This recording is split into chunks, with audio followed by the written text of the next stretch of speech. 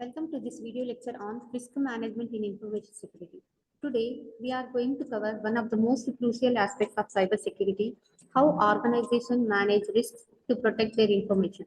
This process is essential for safeguarding the confidentiality, integrity, availability of data, often referred to as the CIA triad.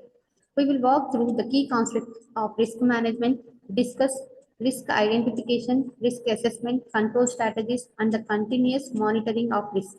Let's dive in. To start, what is exactly risk management in the context of information security? Risk management is the process of identifying potential threats to an organization's information system, assessing the severity of those threats and taking action to reduce or eliminate their impact. The main goal is to keep information secure, prevent data breaches, and avoid any interruptions to business operations.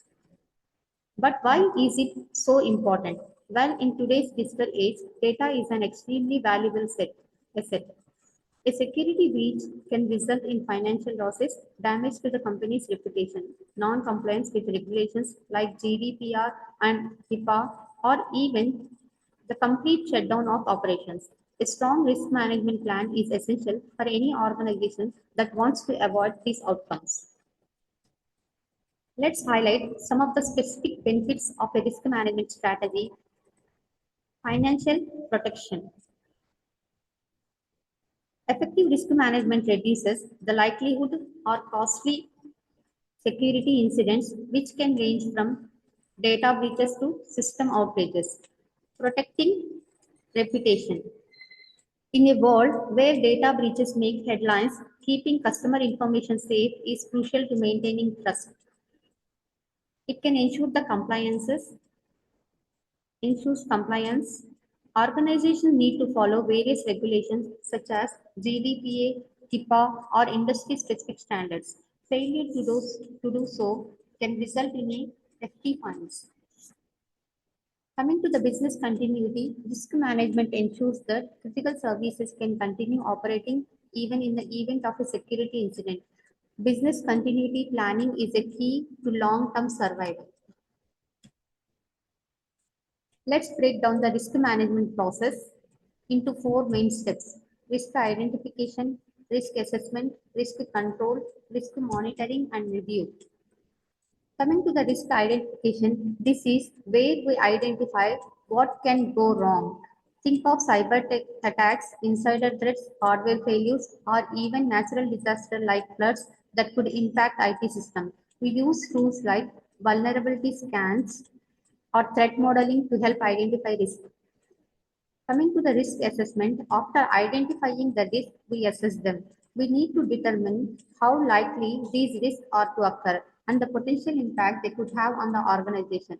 This is done using both qualitative, that means rating the risk as high, medium, or low, and quantitative, putting a financial value on risk methods.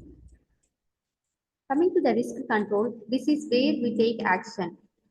Once the risks are identified and assessed, we apply appropriate controls. The strategies range from avoiding certain risky activities, mitigating them, transferring the risk to another party, or simply accepting the risk if it is minimal.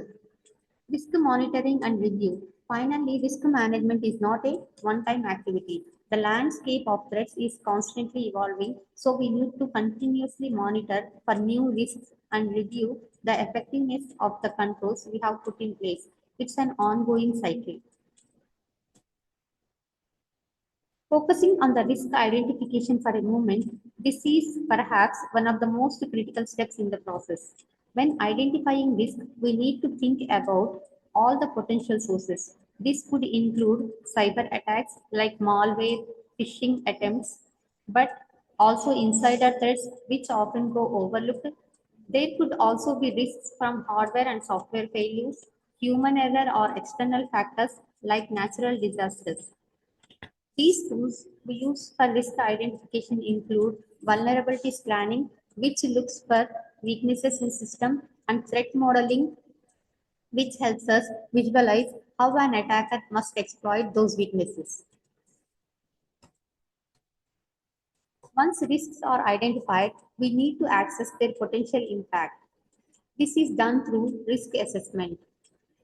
During the assessment phase, we determine two key things: likelihood, impact. Impact on the organization. Likelihood means how likely is it that this risk will occur. Coming to the impact, what would the consequences be if the risk did happen? To make this assessment more manageable, we use two approaches: qualitative assessment and quantitative assessment. In qualitative assessment, this method involves assigning a level of risk like high, medium, or low based on expert judgment. Coming to the quantitative assessment, here we use numbers to assess the risk, often calculating potential financial losses. For example, if a data breach occurs, what would be the cost in terms of fines, lost business, and recovery efforts? It helps prioritize risk mitigation efforts.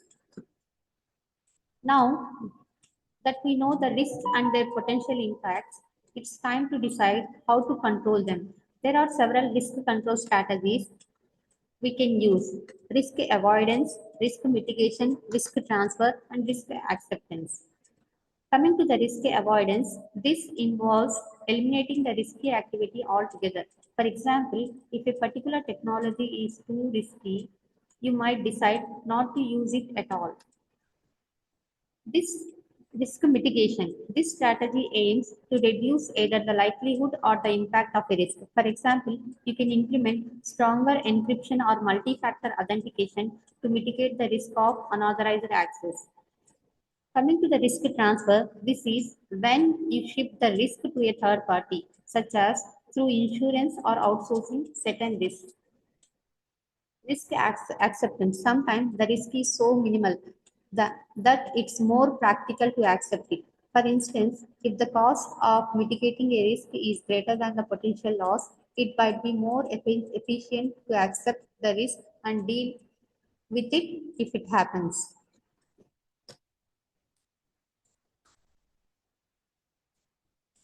Risk management doesn't stop after the controls are in a place.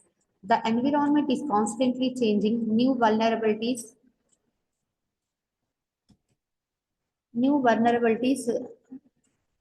are discovered and new threats emerge all the time. That's why we need to continuously monitor the effectiveness of our risk controls and review our strategies regularly. For example, a control that works today like a firewall might not be as effective a year from now. When new attack methods are developed, ongoing monitoring helps ensure that the organization stays ahead of the curve.